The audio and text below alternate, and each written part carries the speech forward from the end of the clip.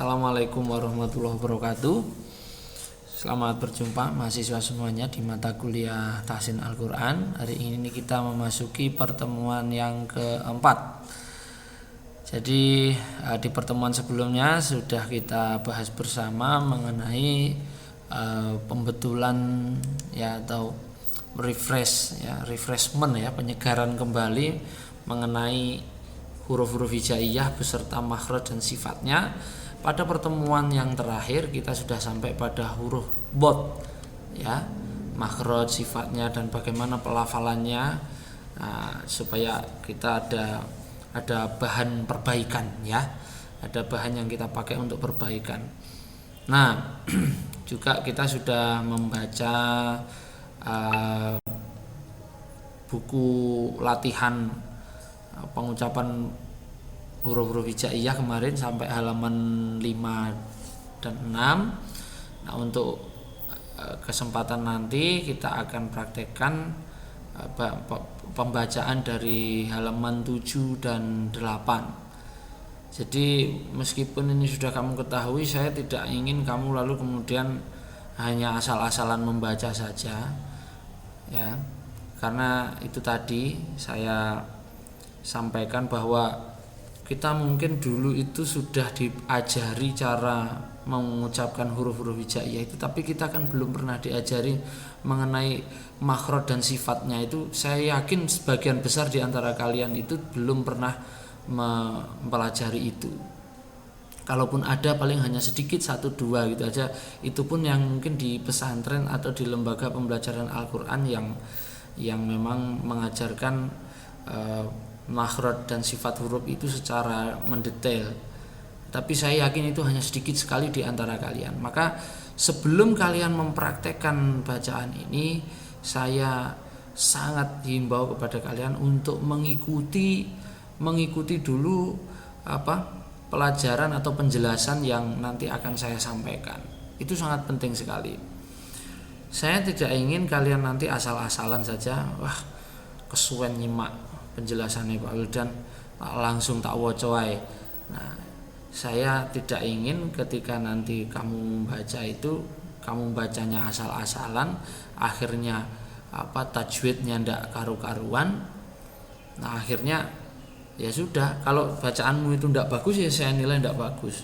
Saya ini memang keterbatasan, saya ndak bisa memberikan koreksi satu-satu karena ada 3 kelas dan mode online seperti ini. Kalau misalnya kita offline, kita bisa, misalkan kamu ndak nyimak penjelasan saya terus kamu offline, kamu langsung baca gitu, saya bisa langsung betulkan itu bacanya salah, harusnya begini begitu, itu bisa. Tapi kalau online begini kan susah, saya ndak bisa satu-satu mengoreksi. Makanya yang saya betul-betul anjurkan, simak penjelasannya itu yang baik dulu, bagus-bagus, dan dengarkan bagaimana saya memperagakan bacaannya itu, lalu baru kalian tirukan. Jadi begitu. Saya lihat di YouTube tuh kadang-kadang saya cek itu yang nonton sedikit sekali, saya lihat ditontonnya hanya sedikit. Saya ragu, jangan-jangan anak-anak ini ndak nyimak penjelasan saya, hanya dibuka, dicari tahu saja yang mau dibaca yang mana, tahu oh yang ini ya sudah, habis itu videonya ditutup, habis itu dibaca langsung tanpa menyimak penjelasan saya, tanpa memperhatikan oh ini kalau huruf itu begini membacanya bagaimana gitu. Nah, jadi mohon untuk disimak betul-betul sampai sejelas-jelasnya, selengkap-lengkapnya, kalau perlu diulang-ulang. Nah, sampai pada halaman 7 dan halaman 8, kita lihat di sini kolom-kolom bacaan ini ada keterangan-keterangannya ya.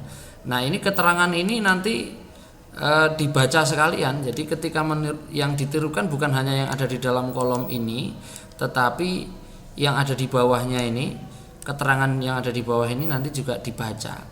Jadi misalkan kalau saya kolom ini misalkan saya baca begini.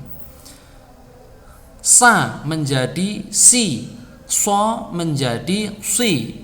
najasi, khorosi, jalasi, kholasi, khorosi, qobasi. Hati-hati bedakan antara si dan si. Nah, itu nanti kamu begitu menirukannya. Jadi kalau ada keterangan di bawah kotak ini, nah itu kamu baca juga. Ya, jadi saya nanti tahu itu kamu sudah bisa mempraktekkan belum? Hati-hati bedakan antara si dan si. Gitu ya. Nah, itu berlaku untuk yang lain. Hati-hati bedakan antara ki dan li. Nah, begitu. Nah, tapi itu nanti di akhir akan saya bacakan di akhir. Untuk pertama ya, sebelumnya saya akan lanjutkan penjelasan kita di pertemuan yang sebelumnya mengenai huruf-huruf hijaiyah. Kita sudah sampai pada huruf dhad. Sekarang kita mengancik selanjutnya, huruf selanjutnya yaitu huruf po. Pembahasan selanjutnya huruf po nomor 17. Makhrajnya ada pada punggung ujung lidah mengenai pangkal gigi seri pertama yang atas sambil mengenai gusinya. Ini serupa makhrajnya dengan huruf, nah ini ta dan dal. Huruf ta dan dal ini satu makhraj. Punggung ujung lidah mengenai pangkal gigi seri pertama atas sambil mengenai gusinya. Jadi di mana tuh makhrajnya huruf to itu? Nah, mudah saja. Kamu ucapkan huruf ta, kamu ucapkan huruf dal. Itu ya di situ itu makhrajnya. Yang membedakan adalah sifatnya. Ya, ta, dal, wo. Ya. Jadi posisi lidah itu tidak berubah, hanya dia nanti mungkin geser lidahnya. Kalau ta dan dal itu istifal. Jadi begini. Ini misalkan ini adalah langit-langit, kemudian ini gigi, ini gusinya. Nah, ini lidahnya. Nah, tempelkan di sini. Kalau ta itu masih di bawah. Ta, dal, po. Nah, agak naik. Lidahnya agak naik. Po. Ta, dal, po. Begitu. Nah, mari kita lihat sifat-sifat hurufnya. Nah, sifatnya yang pertama adalah jahar. Ya, jahar. Nafasnya tertahan atau udaranya tidak mengalir. Kita bisa cek apabila kita mengucapkan to itu dalam keadaan sukun. To, li, tu, batu. Ya. Kemudian ada syiddah. Ya, dia punya sifatnya kuat ini. To itu adalah rajanya huruf kuat karena dia memiliki semua sifat kuat. Rajanya huruf kuat ya. Kita bisa lihat di jadwal huruf dan sifat di sini. Kita perbesar ya. Di huruf to. Nah, kita bisa lihat semua sifat huruf kuat itu ada di huruf po. Jahar, syiddah, ismat, isti'la, qalqalah dan idbaq. Dia sama sekali tidak punya sifat lemah. Jadi huruf yang paling kuat itu huruf to. Ya. Jahar itu nafasnya tertahan. Syiddah bunyi atau suaranya itu tertahan. Kemudian ada ismat itu berat untuk diucapkan. Ada isti'la itu lidahnya naik ke langit-langit. Kemudian ada qalqalah, bunyi tambahan yang kuat setelah menekan makhraj. Kita membahasakannya pantulan. Kemudian ada idbaq itu maknanya rongga mulut terkatup. Ya, ibarat mulut ini adalah pipa, maka terkatup, ada klep yang menutup. Lawannya adalah infitah. Ini lawan dari idbaq itu infitah. Infitah itu artinya rongga mulutnya itu terbuka. Nah, ini harus kamu hafalkan ya, huruf-huruf yang sifatnya saling berlawanan itu. Sifat kalau berlawanan itu tidak mungkin ketemu dalam satu huruf ya. Jadi kalau huruf itu jahar, dia pasti tidak hamas. Kalau huruf itu syiddah, pasti dia tidak rohawah. Kalau dia ismat, pasti tidak idlaq. Kalau isti'la, pasti tidak istifal. Kalau qalqalah tidak ada pasangannya, jomblo dia. Kalau itbaq, itu pasti tidak infitah. Begitu. Nah, huruf wa itu sifatnya itu tadi sudah saya jelaskan, jahar, syiddah, isti'la, itbaq, ismat dan qalqalah. Nah, hati-hati ketika bertanda sukun, perhatikan itbaq dan qalqalahnya. Nah, karena dia itu adalah huruf yang kuat, dia punya banyak sifat yang kuat, maka kita harus membacanya hati-hati sekali, apalagi kalau bertemu dengan huruf yang lemah. Huruf yang lemah itu huruf yang sifat-sifatnya lemah semuanya. Contohnya apa? Ini sudah ada contohnya ini. Nah, huruf ta bertemu dengan huruf fa. Fa itu huruf yang sangat lemah. Ya, ini belum dibahas tapi saya singgung dulu sebentar. Ya, kalau kita lihat di tabel ini, lihat ini huruf fa. Nah, ini saya tandai huruf fa ini dia sama sekali tidak punya sifat kuat sama sekali. Dia itu huruf yang lemah. Huruf fa semua sifatnya lemah. Nah, istifal, infitah, hamas, rokhawah, idlaq. Nah, huruf kuat begini nih, kalau ketemu dengan huruf yang lemah atau sebaliknya, huruf lemah ketemu huruf yang kuat, itu bacanya harus cermat betul-betul. Jangan sampai huruf yang kuat itu ke bawah lemah, ke bawah sifat lemah, atau huruf yang lemah itu ke bawah sifat yang kuat. Begitu. Nah, kita contohkan bacaannya di sini. At-tayyarna, ayat tawafa, idzan syatata, al-khatfata. Nah, ini to bertemu fa ya. To-nya harus tetap kuat, fa-nya harus tetap lemah. Jangan terpengaruh al-khatfata lah. Rusak bacaannya. Al-khatfata. Al-khatfata loh, fa malah jadi kuat. Nah, juga jangan. Al-khatfata, fa-nya harus tetap ringan diucapkan. Jangan sampai jadi ismat. Wal atfalu wal asbatu al qisṭu. Qafnya ini huruf isti'la, sinnya huruf istifal, to-nya huruf isti'la lagi. Membaca begini ini juga perlu perlu kemahiran tersendiri ya, dan itu perlu dilatih. Al qis. Nah, ngene iki Pak gurumu dhewe kangelan ngono nek ya. Al qis wa in tuti' ya, hati-hati satu makhraj beda sifat, tak dengan po. Wa in tuti' ya, tuti' taknya dhammah, to-nya kasrah.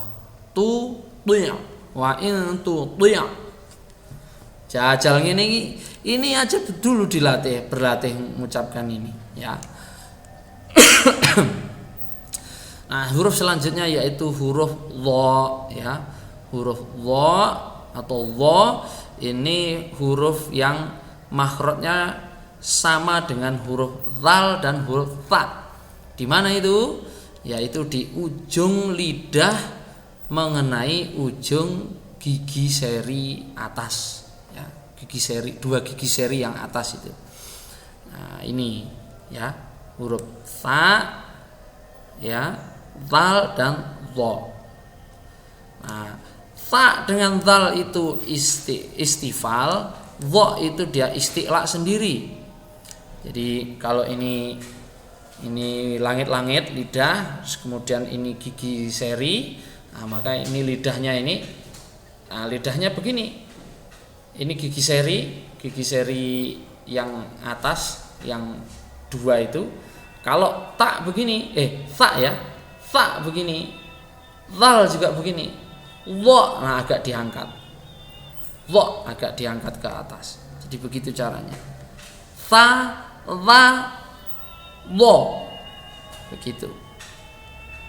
Nah, huruf sifat dari huruf lo ini apa saja? Sifatnya yaitu adalah mana ini di halaman ini ya. Nah, ini. Sifatnya adalah jahar, isti'la, itbaq, ismat dan rokhawah. Nah, ini sifat kuat semua yang ini. Nah, dia hanya punya satu sifat lemah yaitu rokhawah. Nah, kalau to itu tadi jahar, isti'la, itbaq, ismat, syiddah.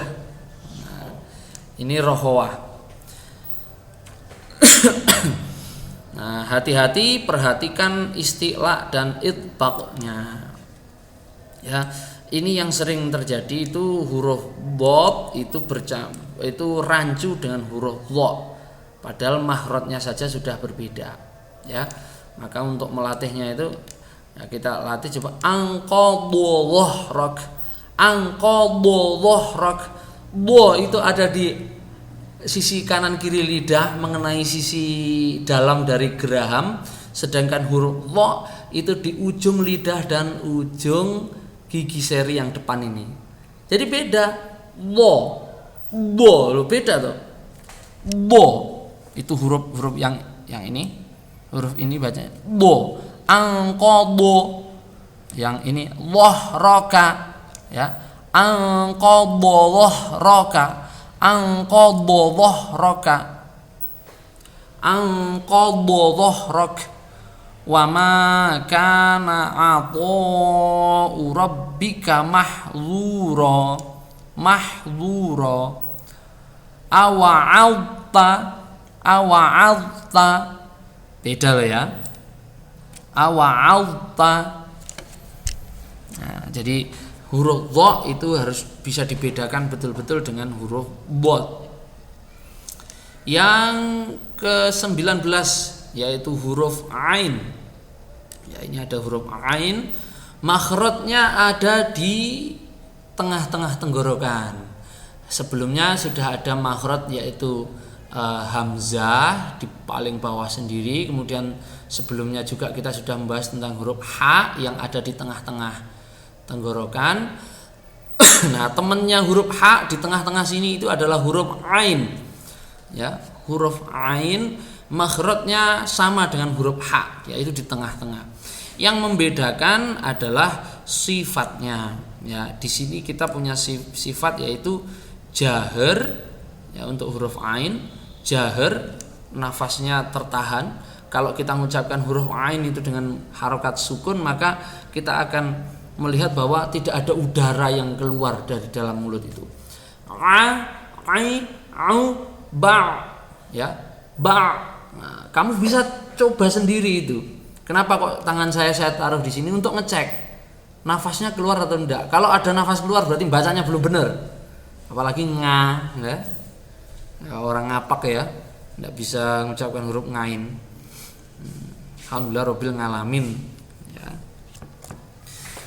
Sang itu dibaca sang itu ya.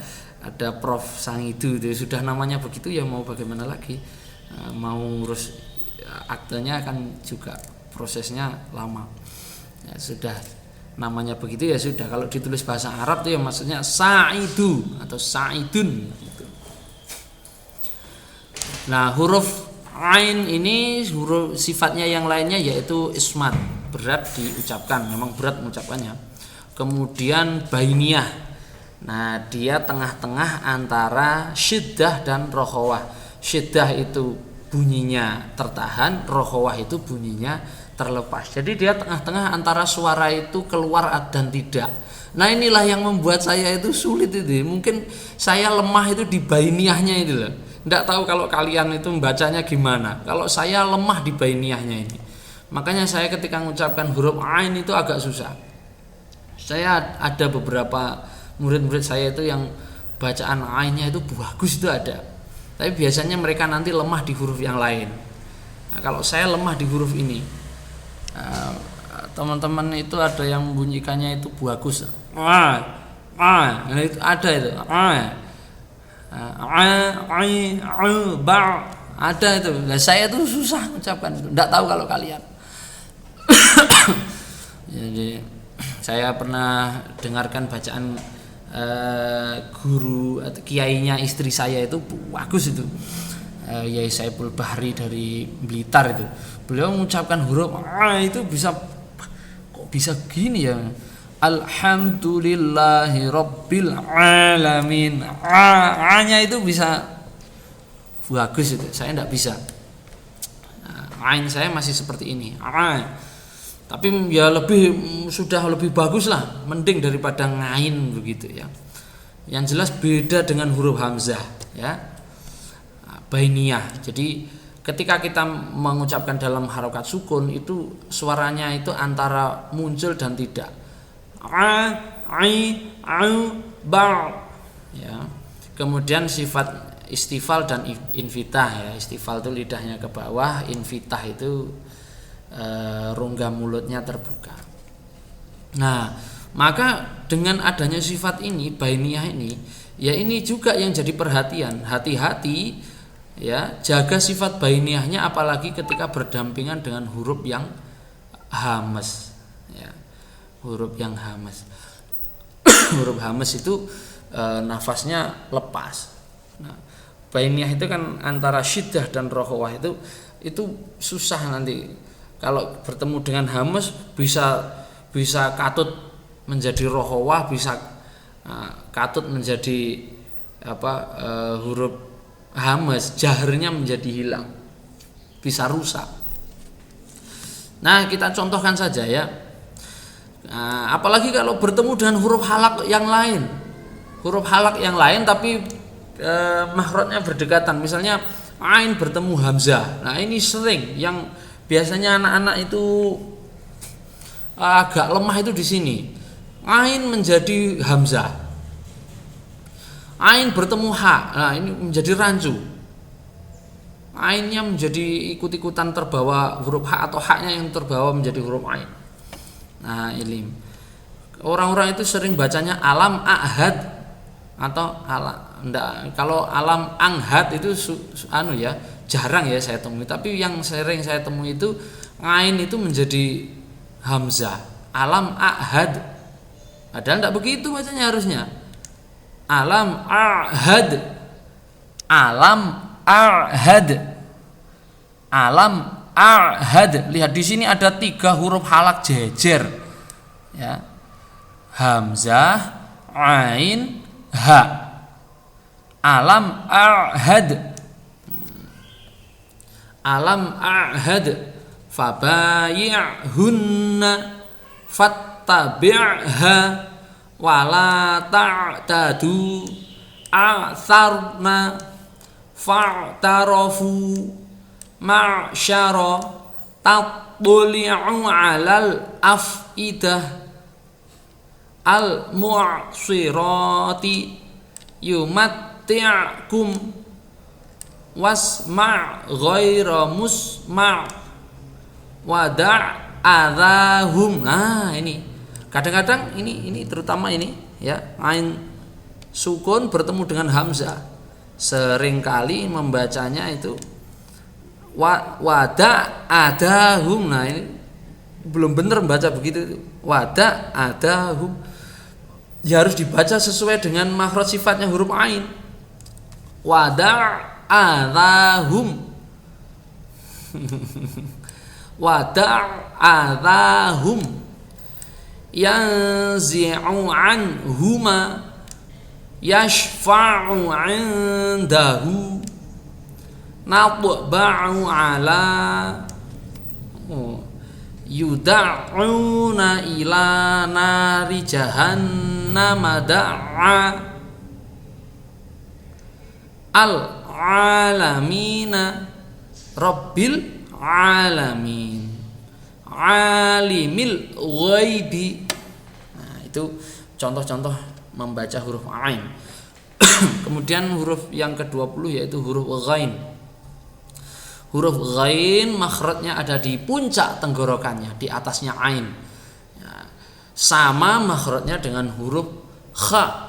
Ya, yang membedakan adalah sifatnya.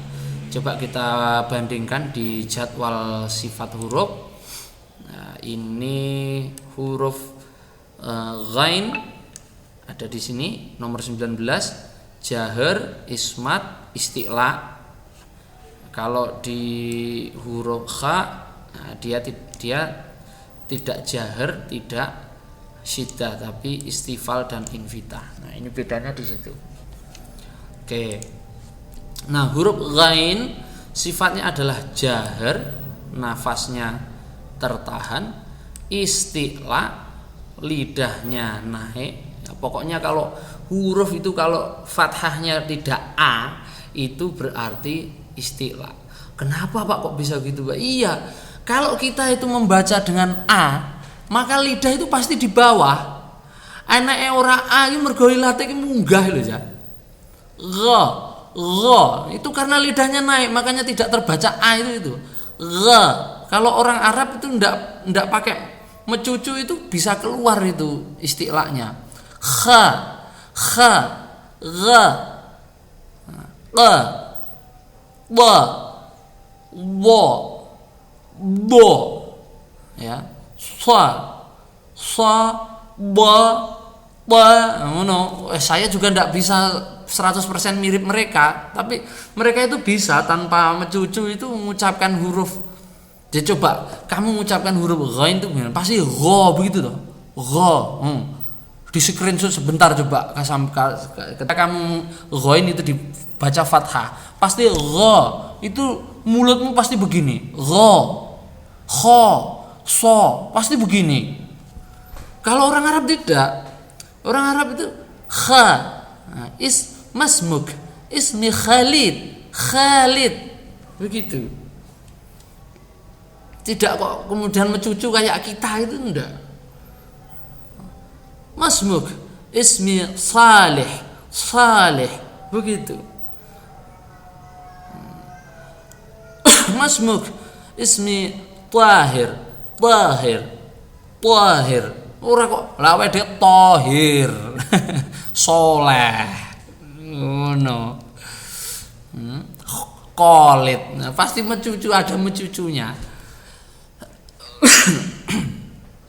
Ya. Nah, ini huruf isti'la. Jadi isti'la itu pokoknya kalau fathahnya tidak a, itu pasti isti'la. Kemudian ismat, berat diucapkan. Kemudian rokhawah. Rokhawah itu bunyinya keluar. Gha, ghi, ghu, bagh. Nah, bagh.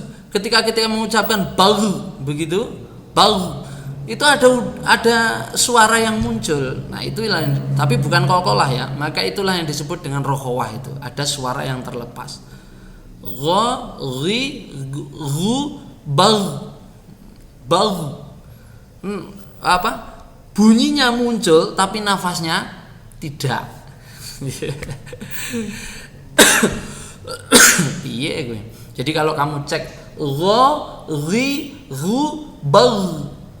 Ketika mengucapkan bagh itu udara tidak keluar tetapi suaranya keluar. Dan infitah, ya, rongga mulut terbuka, tidak terkatup. Nah, perhatikan lagi sifat jaharnya. Hati-hati bila bertanda sukun, apalagi bila bertemu dengan sesama huruf halak, karena ghain ini juga huruf halak. Ya. Tsumma ablighu, loh, ablighu ini harus beda kedalamannya, harus beda. Ghain itu ada di puncak, huruf h itu ada di dasar tenggorokan sini. Jadi harus beda. Tsumma ablighu, hamzah juga di dasar tenggorokan, ghain di puncak tenggorokan, ha di dasar tenggorokan lagi. Ini harus dibedakan. Tsumma ablighu Rabbana afrigh alaina, ghain di puncak, ain di tengah. Rabbana afrigh alaina fagsilu walaili idza yaghsha mutasalun bainahum baghyan fa'aghraqnahu wa aulalan biltan dot ketemu koin sama-sama istiqlaknya itu biltan fa'auna wa audosha ghafirudz dzambi ghasiqin ghaffaron. Nah, sekarang kita masuk ke huruf fa. Selanjutnya ya, huruf fa. Nah, huruf fa ini makhrajnya ada di bibir bagian bawah, bibir bawah bagian dalam ini ya, mengenai ujung gigi sari atas. Fa jangan dibalik, fa tidak bunyi, fa ya. Nah ini adalah huruf yang paling lemah ya. Lihat sifat-sifatnya tidak ada yang kuat satupun, tidak ada. Tadi juga sudah kita singgung jadwal huruf dan sifat ini huruf fa ya. Nah, kita lihat huruf fa ini sama sekali tidak punya sifat qawi. Ini sifat qawi ya, sifat yang kuat. Dia sifatnya lemah semuanya. Nah ini istifal, infitah, hamas, rokhawah, idlaq. Jadi hamas udaranya mengalir lepas, rokhawah bunyinya keluar, istifal lidahnya turun, infitah rongga mulut terbuka, idlaq ringan diucapkan. Nah walaupun ringan diucapkan tapi harus hati-hati ketika bertanda sukun dan ketika bertemu dengan huruf yang lain yang lebih kuat karena dia lemah sendiri, itu jangan sampai dia ke bawah kuat. Terutama ini sifat idlaqnya ini, dia itu ringan diucapkan, jangan sampai dia ikut menjadi berat diucapkan ketika bertemu dengan huruf yang lain. Nah ini saya ambil contoh ini. Apalagi dia sering ketemu dengan huruf po itu huruf terkuat, fa huruf terlemah, maka harus dibaca dengan cermat dan teliti ya. Talqaf ma sana'u, talqaf ma sana'u, la takhaf wa basyaruhu min nutfatin. Nah ini min nutfatin to-nya huruf kuat, fa-nya huruf lemah. Jangan sampai fa-nya ikut-ikutan berat kayak to. Min nutfatin khatifal khatfata. Ini latihan yang bagus ini. Ini kata-kata ini khatifal khatfata. Ini bagus ini untuk latihan. Ya kalau untuk nunjukkan ini aja ndak fasih-fasihkan, tapi kalau untuk latihan ya difasihkan sefasih mungkin.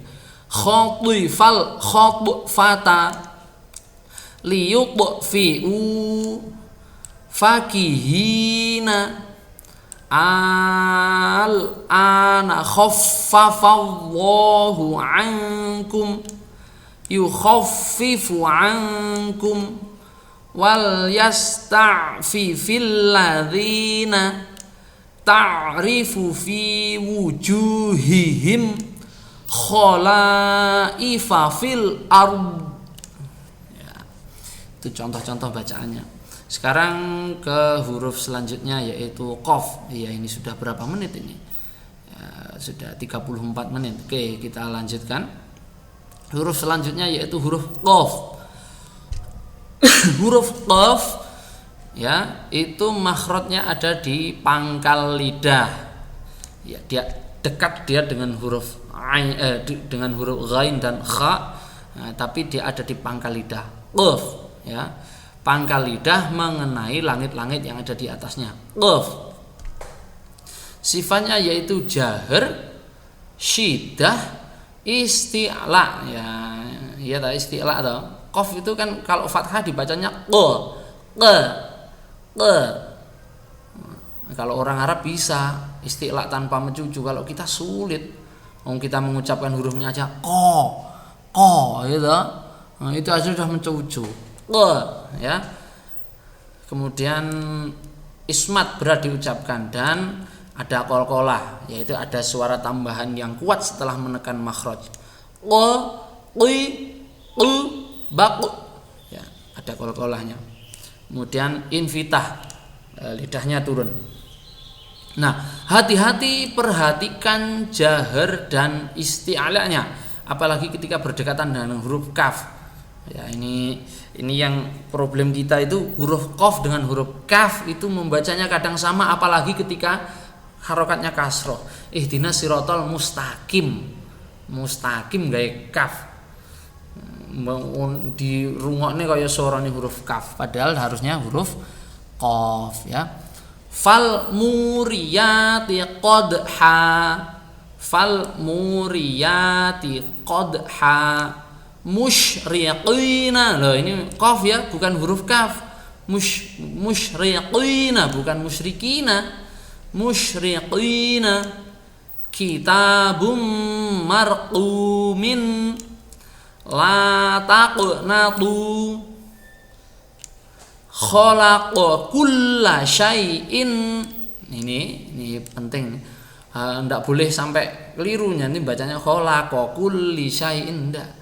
Khalaqa kulla syai'in laka qusura waqsid fala taqhar innahu lahaqqu haqqo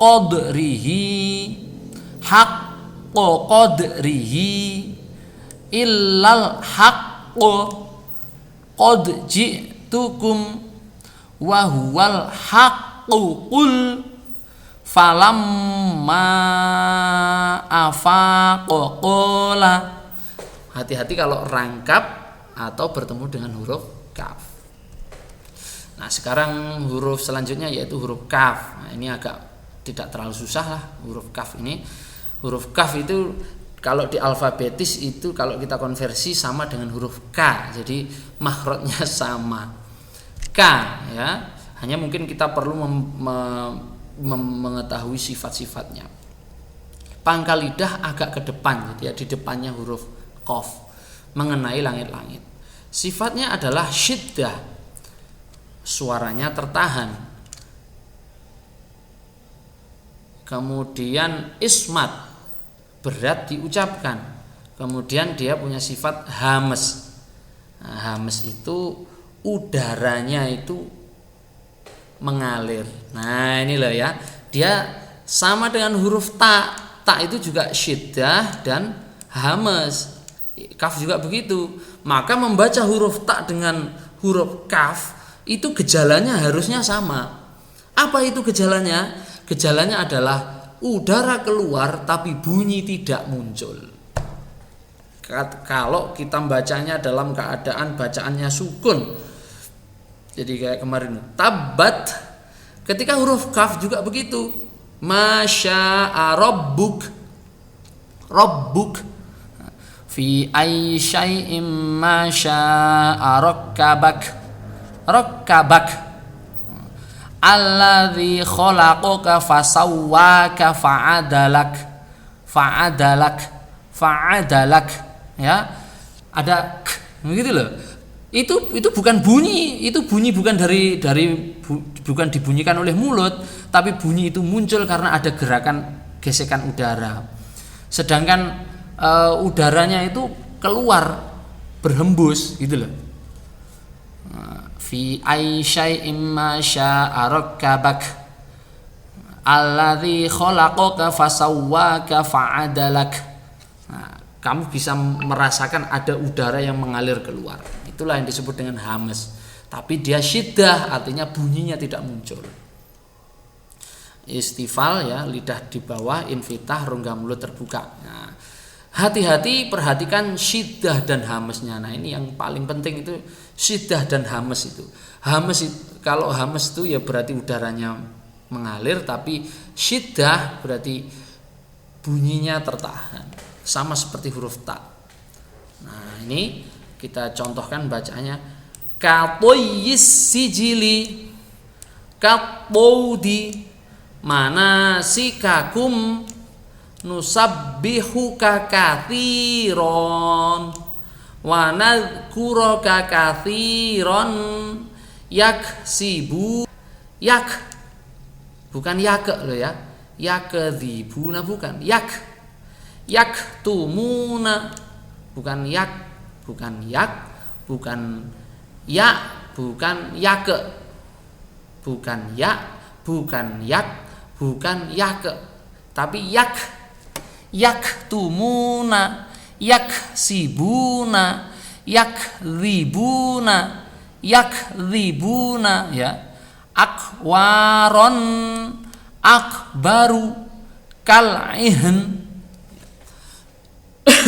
Kemudian selanjutnya yaitu huruf lam.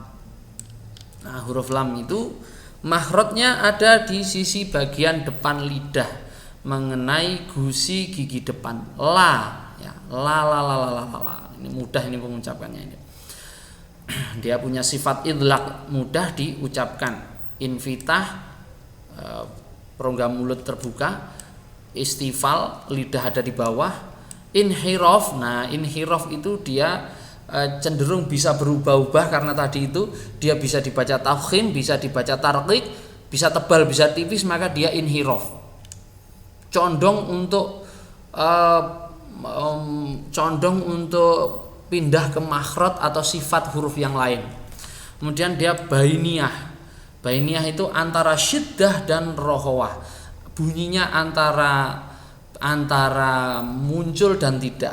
La li lu bal ya, bal, kemudian dia jahar. Nah, kamu cek saja, tangan taruh di sini, kerasa ndak ada udara yang keluar? Pasti tidak, apalagi ketika sukun.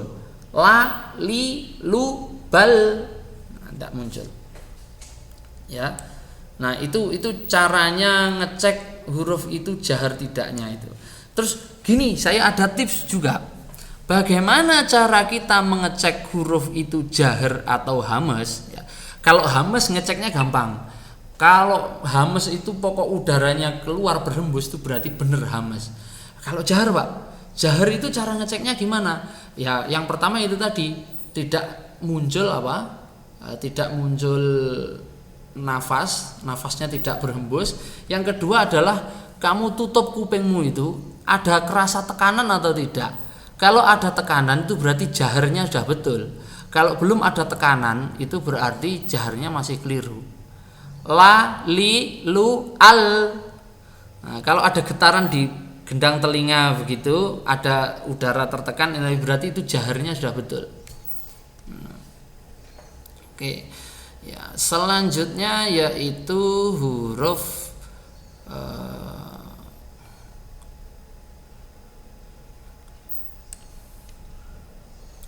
iya ini. Jangan lupa juga bahwa huruf lam itu huruf tipis, tapi kalau dia pada lafdzul jalalah yang didahului oleh fathah atau dhammah, maka dia menjadi tebal bacanya. La, li, lu itu membaca tipis. Kalau lo itu berarti dia dibacanya tebal. La ilaha illa anta qalallahu ya. Kalau di bacaan qiraatnya Imam Warosh ya, di bacaannya Imam Warosh itu bukan hanya di lafdzul jalalah ya. Jadi kalau kamu bertemu, kalau misalkan di mana ya, sebentar saya bukakan Mushaf Madinah ya, ini di Mushaf Madinah saya bukakan sebentar. Di Mushaf Madinah itu kalau kalian baca surat Al-Baqarah di ayat-ayat awal itu kan bunyinya kan alif lam mim dzalikal kitabu la raiba fihi hudal lil muttaqin alladzina yu'minuna bil ghaibi wa yuqimunas sholata. Wa yuqimunas sholata. Loh, kok bisa dibaca lamnya kok dibaca lo, Pak? Ya, itu lam itu dibaca tafkhim atau dibaca tebal. Wa yuqimunas sholata. Kok bisa, Pak? Kamu lihat ini tulisannya ini. Ya, saya besarkan ya.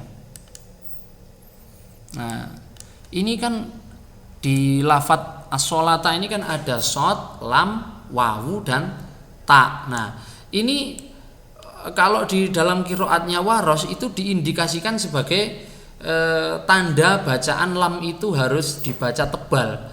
Nah, bacaan tebalnya lam itu kan yaitu tadi la. Jadi dia isti'la. Lam itu aslinya infitah tapi kemudian menjadi isti'la gara-gara tafhim itu. La. Wa yuqimunas sholata.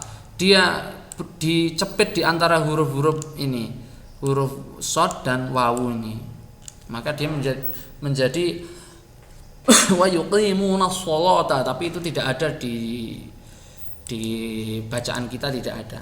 Kita membacanya tetap wa yuqimunas sholata. Nah, tafhim tarkiknya huruf lam dan ro itu akan kita bahas di pertemuan yang lain, tidak di sini. Lalu kemudian huruf selanjutnya yaitu mim. Makhrajnya kedua bibir atas dan bawah sama seperti huruf ba, mim, ma, ba. Yang membedakan sifatnya. Sifatnya adalah jahar. Nah, jahar ya, ma, mi, mu, mam. Tertutup kok piye arep metu. Ya, ma, mi, mu, mam, tidak ada udara yang keluar. Wong mingkem kok. Ma, mi, mu, mam, kok ngendi udarane? Gak iso. Kemudian dia bainiyah antara syiddah dan rokhawah. Seharusnya dia suaranya itu antara muncul dengan tidak, tetapi ya, suara maksudnya muncul tidak itu muncul dari mulut itu loh, Cak.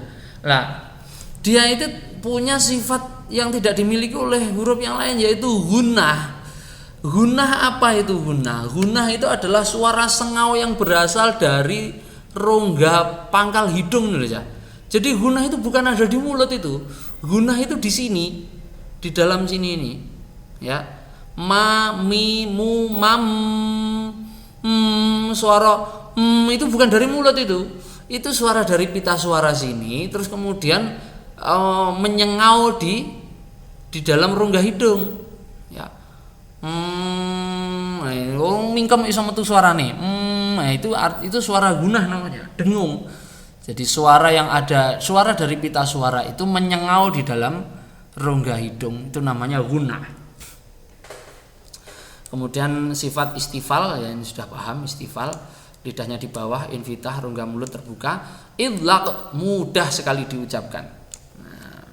Hati-hati, jagalah tarkiknya, apalagi kita ketika bertemu dengan huruf isti'la. Hati-hati tipisnya, tarkik itu tipis. Nah, huruf isti'la itu semuanya tebal. Jadi maksudnya begini loh.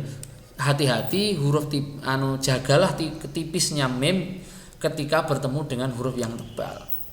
Contohnya masotun, maryama, marodun, wa mallahu. Nah, ini mem bertemu dengan bunyi huruf lam yang dibaca tebal. Wa mallahu, jangan wa mau loh ya. Bukan wa maullahu tapi wa mallahu. Wa mallahu bi ghafilin wa hum fiha qalu na'am fa'adzana hum waqudun nar. Huruf yang selanjutnya yaitu huruf nun. Wah, ini nanti selesai enggak ya? Selesai lah ya. Huruf nun ini mudah. Makhrajnya di ujung lidah mengenai gusi gigi seri pertama yang atas. Nah, coba kita lihat di jadwal makhrijul huruf. Ya, nun itu ya, ini dia sendirian, tidak ada temannya. Sifatnya yaitu jahar. Nah, jahar itu nafasnya tidak muncul. Bainiyah, antara suaranya itu muncul dan tidak, tapi dia punya gunah ini. Jadi dia punya dengung di dalam rongga hidung itu. Na ni nu ban. Coba ketika kita mengucapkan huruf nun sukun itu tidak akan keluar nafas itu. Na ni nu ban. Nah, bainiyahnya itu tertutupi oleh gunah karena dia memunculkan bunyi dari pita suara ini yang menyengau di dalam hidung, dalam rongga hidung. Sifat selanjutnya yaitu istifal, kemudian invitah dan idlak. Idlak ringan diucapkan. Nah, seperti halnya huruf mim dan nun itu satu paket ya, dia huruf yang punya sifat gunah. Tidak ada huruf lain yang punya guna selain mim dan nun, maka dijaga tartiknya, apalagi kalau bertemu dengan huruf yang tebal. Atak murunan nas, dan kalau mengucapkan huruf nun itu jangan lupa gunahnya. Gunah itu sifat yang ada di dalam nun dan sama mim, jadi dia tidak akan hilang meskipun mim itu sukun, mim itu kasroh, fathah, domah, itu gunahnya selalu ada. La nasiro nadhiratun al-alamina, dan bunyi nun itu akan sangat banyak kita temui dalam Al-Qur'an. Kenapa? Karena tanwin itu kan suara nun. Jadi tanwin itu adalah suara nun yang terdengar, terbaca, tapi dia tidak tertulis. Itu yang disebut dengan tanwin itu. Ada suara nun yang bisa didengar, bisa terbaca, tapi tidak bisa ditulis. Tidak tertulis, nunnya tidak ada. Nadhiratun al-alamina yu'minuna ya'lamuna sunanal ladzina tajri bi a'yunina nahnu natarabbasu bikum min sultanin inil hukmu illa lillah. Oke, tinggal 3 huruf lagi. Ini huruf waw namanya wawun ya, makanya tulisannya waw. Makhrajnya di mana? Makhrajnya yaitu kedua bibir atas dan bawah seperti huruf mim dan ba. Sifatnya adalah jahar, ismat, rohowah, istifal, invitah. Nah, ini tidak saya jelaskan karena kamu harusnya sudah hafal. Dan ada 2 sifat tambahan lagi yaitu lin dan khofa. Lin itu artinya lembut atau lentur ya, lentur. Huruf wawu itu huruf yang lentur. Kemudian ada khofa. Khofa itu samar-samar ya. Nah, tapi ini mengucapkannya tidak susah kok. Wa wi wu wow. Begitu. Nah, hati-hati, dia huruf yang tipis, jangan sekali-kali dibaca tebal. Wa bukan wa ya. Sekali lagi, wa bukan wa. Yawaddul bukan yawaddul. Walikulli bukan wailul, tidak. Wailul ya. Yawaddul mujrimu walikulli wijhatun huwa muwalliha wa huwa waliyuhum bi a'yunina wa wahyina latublawunna fi amwalikum wa wuffiyat kullu nafsin lawaw ru'usahum wa ufawwidu aduwallahi wa aduwakum ya, tipis, jangan sampai wa. Kemudian selanjutnya huruf H. Nah, huruf H itu seperti huruf hamzah, dia ada di bawah sendiri di dasar tenggorokan. Sifatnya adalah ismat, berat diucapkan, hamas, udaranya mengalir, roho. H itu huruf yang paling menghabiskan nafas, itu huruf H ya. Hamas, kemudian rohowah, suaranya muncul, istifal, invitah dan khofa, samar-samar. Nah, hati-hati, perhatikan makhrajnya, apalagi kalau haknya itu rangkap. Nah, ini contohnya hadza hadza wa haulai fatahharu dhaharul fasadu tohaha wujuhuhum yulhihim fihi hudan muntahaha ya nuhuh bid. Hak bertemu dengan hak. Hak ini ada di atas, ada di sini di tengahnya tenggorokan. Hak itu ada di bawahnya, di pangkal tenggorokan. Jadi harus beda makhrajnya. Jangan sampai ya nuhuh bitu haknya jadi ikut-ikutan huruf hak, atau haknya jadi ikut-ikutan huruf hak. Ya nuhuh bitu loh, keliru. Ya nuhuh bit. Enggak ya. Apa? Sukun ya. Ya nuhuh bit. Ittaqullaha haqqa tuqatihi bimuzahzihihi. Sering-seringlah latihan dengan bacaan-bacaan macam ini, biar kamu terlatih membedakan makhrajnya antar huruf satu sama lain. Wasabbihhu kal'in, ya, ain itu satu makhraj, agak beda jarak dikit. Yastahzi'u bihim ihdina ahdan itu. Nah, yang terakhir huruf ya. Ya itu makhrajnya ada di tengah lidah, sama seperti huruf jim dan shin. Di tengah lidah mengenai langit-langit. Apa sifatnya? Sifatnya yaitu jahar, ismat, istifal, infitah, dan lain dan khofa. Lin itu lentur, khofa itu agak ada samar-samarnya. Nah, ittabi' ma uhiya ilaika, ya ringan ya, bukan ya. La syiyata fiha wa min sulusayil laili linuhyiya bihi ala ayyuhyiyal mauta wa min khizyi yaumi idh lafi illiyin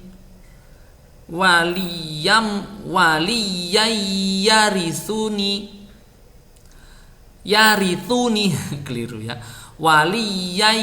yarithuni inna waliyallahu anta waliyyi wassalamu alayya yauma wulidtu sabilal ghayyi yattakhidhuhu sabila min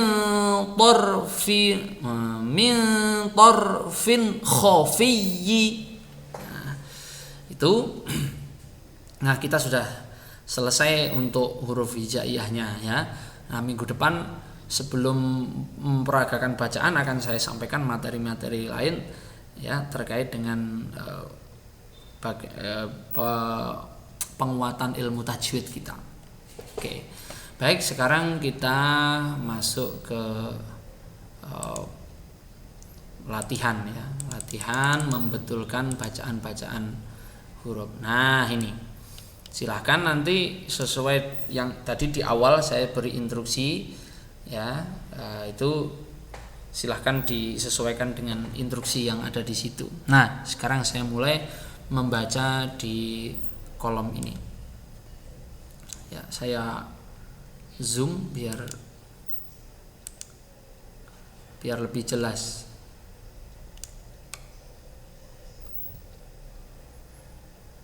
Oke, saya bacakan di sini. H sama dengan H sama dengan H sama dengan H. Ta sama dengan ta sama dengan ta. H mana. Ja ha ro. Fa o ha. Sa a ta. Ta a ha. Ma ro ta. Kita lanjut ke sini. Ya sama dengan ya sama dengan ya sama dengan ya. Ba na ya.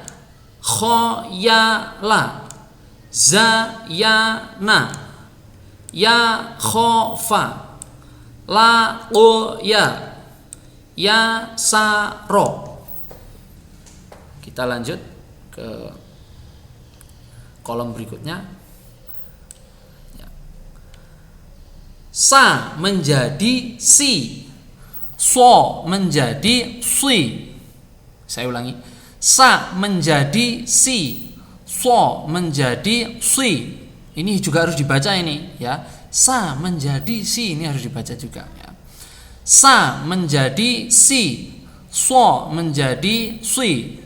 Najasi, khorosi, jalasi, kholasi, khorosi, qobasi. Hati-hati bedakan antara si dan si. Kemudian yaitu huruf kaf dan qaf. Ka menjadi ki, qo menjadi qi. Maliki, kholaqi, khobiki, ghoraqi, samaki, falaqi. Nah, mulai ini nanti pokoknya ikuti apa yang saya ucapkan ya. Kalau tadi kan saya membacanya menyamping. Nah, ini saya membacanya turun ke bawah, baru ke sini. Ya, baru ke sini, lalu ke sini. Nah, saya ulangi lagi. Ya, pokoknya tirukan saya seperti yang saya membaca ini. Ka menjadi ki, qo menjadi qi. Maliki, kholaqi, khobiqi. Keliru. Khobiki, ghoraqi, samaki, falaqi. Hati-hati bedakan antara ki dan qi. Lanjut. Ta menjadi ti, wo menjadi ti. Khotima, masyiti, atiqu, kholiqi, fatina, fariqi. Hati-hati bedakan antara ti dan ti. Dha menjadi li, lo menjadi li. Nah, perhatikan ya. Dha menjadi li, lo menjadi li. Kadhiba, nadhifa, ghadhiya, fadhi'a, adhira, nadhira. Hati-hati bedakan antara dhi dan li. Makhrajnya sama, sifatnya berbeda. Oke.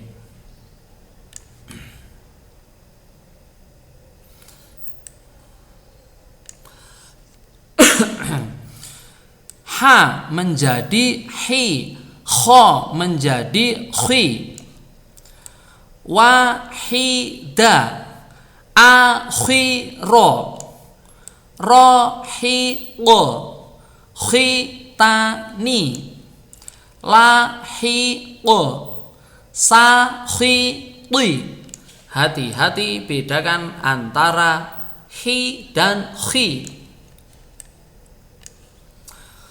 Selanjutnya yaitu gho menjadi ghi, bo menjadi bi. Saghira, ghadiba, syaghila, maridi, laghiti, hadira. Hati-hati bacalah ghi dan di dengan benar. Selanjutnya ti menjadi tu, si menjadi su, ha ro su, na ja su, ja la su, su yi da, su mi ha, su li ma. Hati-hati bacalah huruf yang berharokat dhammah dengan benar. Dhammah itu artinya mencucu, bibirnya mengumpul. Dhammah ya dhummu, mengumpulkan. Selanjut ti menjadi tu, ti menjadi tu, ya. La gha ti, gha sa ti, qa ra ti, a la tu, fa ra tu, khu lu ti. Hati-hati bacalah huruf yang berharokat dhammah dengan benar. Ya, 2 kolom lagi. Ya, ini kita mulai masuk ke tanwin ya. Tanwin tadi sudah saya singgung. Tanwin itu adalah suara nun, ya, suara nun yang terucap tapi tidak ada tulisannya, tidak tertulis, nunnya tidak ada. Ya. Ka menjadi kan, o menjadi on, ma li kan, hu lu on, hu lu son, ru su khon, sa ma kan, ai wa jan. Setiap fathah tanwin membacanya ditekan.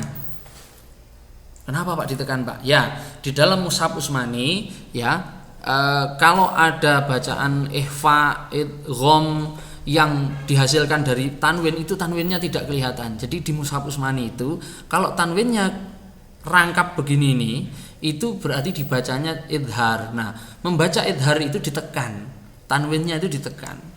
Nah, kita bisa lihat di sini ya, di mushaf Madinah ini di mushaf Madinah saya tunjukkan. Nah, ini di mana ini ada tanwinnya? Oh, kok yo angel ram golek tanwine.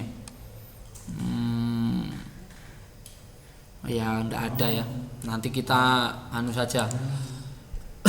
Kita prakteknya di antara, jadi tanwin nanti ada macam-macam, ada tanwin deret, ada tanwin rangkap. Nah, gitu. Oke, kita lanjut ke kolom yang terakhir. Dhan menjadi dhin, dhon menjadi dhin.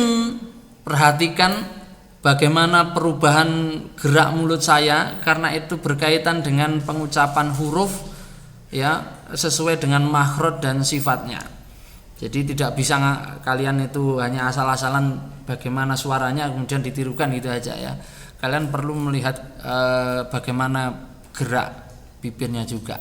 Dhan menjadi dhin, dhon menjadi dhin, li wa dhin, a kho dhin, sa kho dhin, ha fi dhin, gho la dhin, la fi dhin. Oke, untuk yang ini dibacanya menurun saja, tidak mendatar tapi menurun ya. Saya ulangi lagi. Li wa dhin, ha fi dhin, a kho dhin, gho la dhin, sa kho dhin, la fi dhin. Saya bikin menurun supaya kamu bisa langsung melihat perbandingan antara dhin, huruf dzal dalam bacaan kasroh tanwin, dan dhin ya dot dalam bacaan kasroh tanwin. Nah, itu. Nah, silahkan nanti dipraktekkan, diperagakan apa yang sudah saya bacakan tadi ya, dengan betul-betul maksimal ya, dengan betul-betul memperhatikan makhraj dan sifat huruf sesuai yang tadi sudah saya ajarkan. Baik, saya kira itu cukupkan, saya cukupkan sekian. Mari kita akhiri dengan baca hamdalah bersama-sama. Alhamdulillahirabbil alamin. Terima kasih. Akhirnya assalamualaikum warahmatullahi wabarakatuh.